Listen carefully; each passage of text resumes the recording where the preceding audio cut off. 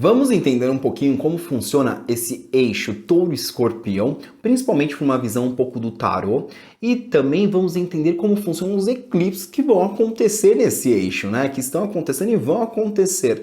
Então tem grandes movimentações interessantes, por isso que eu quero discutir um pouco esse assunto com vocês. Se vocês gostam de astrologia, tarô, energia, lei da atração, você precisa se inscrever nesse canal e ao mesmo tempo precisa deixar seu like para eu produzir cada vez mais vídeos e comentar aqui embaixo o que você achou do canal, o que você achou do vídeo, ou se você tem alguma dúvida, pergunta que eu tento responder. Se eu souber, se eu não souber, vou procurar e vou te ajudar.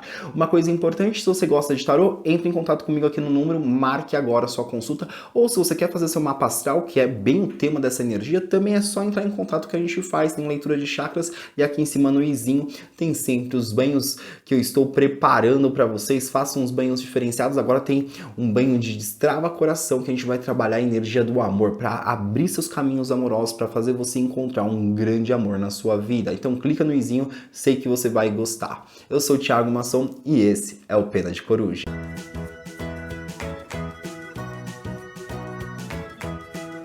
Bora falar desse eixo astrológico chamado Touro e Escorpião, né? Que são dois signos que são complementares, mas são signos opostos. Na energia do tarô, a energia de Touro é representada pela carta O Papa. Já no conceito de Escorpião, a energia que representa esse signo é a carta da morte. A gente tem aqui duas situações bem diferentes. Na carta do Papa, a gente tem a estabilidade, a doutrina, o dogma, aquilo que nos sustenta, né? Também tem um conceito de fé, de política, de diplomacia, mas acima de tudo de disciplina. E sim, tem uma prosperidade intrínseca nessa energia quando a gente lida com ela. Já no conceito da carta da morte, a gente tem a transformação, aquilo que a gente tem que colocar como atitude para movimentar nossa vida, a energia da fênix, a energia da transmutação, mas de uma situação onde a gente tem que fazer a execução, não é que vai ser retirado da nossa vida, mas é aquilo que você tem que tomar atitude para transformar aquilo que você tanto quer. Olha que eixo interessante. Em um, a gente está falando um pouco mais daquilo que a gente tem como estrutura, do outro, a gente está falando de quebrar essas estruturas e transformar a nossa vida em algo novo. Olha que eles são complementares porque a gente precisa o tempo todo ter estruturas e de algumas formas a gente movimentar essas estruturas, quebrar os nossos paradigmas e criar novas situações para ter novas estruturas. Então esse eixo é muito importante. Quando a gente pensa nos nódulos lunares que estão acontecendo nesse período, a gente tem que entender que o nódulo sul é aquilo que a gente já conhece, a gente já entende. E o nódulo norte é para onde a gente vai. Aqui a gente também tem aquilo que se chama de cauda e cabeça do dragão. A cauda do dragão é da onde você veio, que é o nódulo sul. E o nódulo norte, né, que nem a gente olha na bússola normalmente para onde é o seu norte, o nódulo norte é a cabeça do dragão. Quando existem os eclipses, os chineses acreditavam, olha que interessante isso, que aonde estava a cabeça do dragão, ele engolia o astro. Às vezes ele engolia a lua, às vezes ele engolia ali o conceito solar, né, nosso sol, e por isso que ele desaparecia, por isso que existia um apagão, e é por isso que é dado esse nome. Mas o que é importante você entender? Aquilo que eu já sei é o nódulo sul. Aquilo que eu quero saber é o nódulo norte. A gente em 2022, a gente está vivenciando um processo onde o nosso nódulo sul está no signo de Escorpião, com a carta da morte. Eu já sei, eu já entendo um pouco desse processo. E eu estou indo para onde? Para o nódulo norte. O nódulo norte está em touro, a nossa cabeça do dragão está em touro, né? E o que representa isso? Eu tenho que descobrir o que é essa energia de touro e do Papa. Olha lá, gente, a gente vem de um ano de pandemia, a gente vem de um ano, de 2 anos de pandemia, na verdade, a gente lidou com as transformações e de certa forma a gente começou a criar uma certa habilidade de se reinventar. Vamos falar que todo mundo passou por um processo aí pequeno ou grande de reinvenção, de transformar situações. Isso você já sabe, Escorpião já sabe disso. A carta da morte já entendeu que você, quando precisa fazer as modificações necessárias, você sabe fazer essas modificações. E se você não aprendeu, tá na hora de aprender para ontem, né?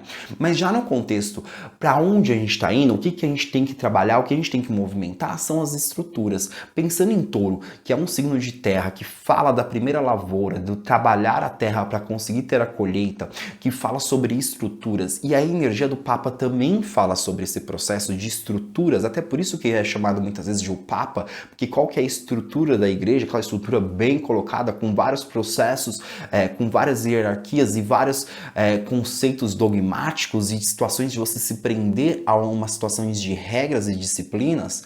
O que a gente tem aqui é que lidar com como vamos lidar depois de toda essa transformação que a gente aprendeu na energia de Escorpião, como que a gente vai lidar com as estruturas. Com certeza, depois de muitas transformações internas, é difícil a gente manter estruturas iguais, alguma coisa precisa ser movimentada. Mas, quando a gente está falando de eclipse, a gente está falando sim de movimentações energéticas, né? A gente está falando, tem um vídeo aqui no canal que eu só falo sobre eclipse, o que é a energia do eclipse solar e lunar, então aproveita, vai lá, dá uma olhadinha que tem muita coisa interessante. Mas no eclipse solar, se ele acontece em touro, por exemplo, a gente entende que ali a racionalidade, a estrutura que eu tinha como pronto e certo não existe mais. É um terremoto, literalmente, seja no externo, no conceito físico, pode acontecer um terremoto, como um terremoto nas minhas estruturas internas, casa, lar, relacionamento, trabalho, ou até em coisas, situações mundiais, né, como terremotos físicos, mas também monetários, sistemas financeiros, sistemas religiosos, coisas grandes, governo, situações que são estruturas, podem cair, podem movimentar, podem romper ou podem ter problemas, né? Mas aqui não é para você ficar com medo de tudo isso, não. Quando a gente está falando desse eclipse solar aqui na energia de touro, a gente tem que fazer uma movimentação positiva e criar uma nova estrutura que eu consiga prosperar mais, que eu consiga ter mais força na minha relação e tudo mais que você imaginar como estruturação, ao mesmo tempo quebrando esses dogmas e paradigmas para trazer movimentação com facilidade. Mas ao mesmo tempo, se a gente tem uma eclipse lunar, já no contexto desse signo, ali as emoções ficam um pouco mais exacerbadas e a gente vai entender que aí até puxa um pouquinho mais para uma estrutura mais emocional da situação, o que te traz de estrutura, quais são seus alicerces emocionais, família e tudo mais, ou qual é a sua relação emocional com o dinheiro, isso também pode acontecer aqui, e as relações diplomáticas podem ter algumas movimentações complicadas, seja no seu mundinho ou no mundinho maior, né, do nosso globo terrestre. Já no contexto de Escorpião, quando a gente tem esse Sol e acontece um eclipse solar, né, com a Lua nova ali acontecendo no signo de Escorpião, novas transformações irão acontecer. Isso é um fato, não tem como negar, não tem como fugir disso. Ao mesmo tempo, se a gente tem esse eclipse lunar, a gente tem reverberações emocionais escondidas no nosso inconsciente que vão jorrar para fora e que a gente vai ter que lidar com isso, coisas que a gente não tinha consciência, mas estão dentro da gente, né? E isso pode reverberar no externo de uma forma onde tem alguns surtos coletivos aí, complicações do coletivo, de estruturas, de informações que também são baseadas em regras e disciplinas de alguma forma. Então a gente tem esses surtos coletivos acontecendo quando tem o signo de Escorpião ali nos eclipses, principalmente no conceito de lunação.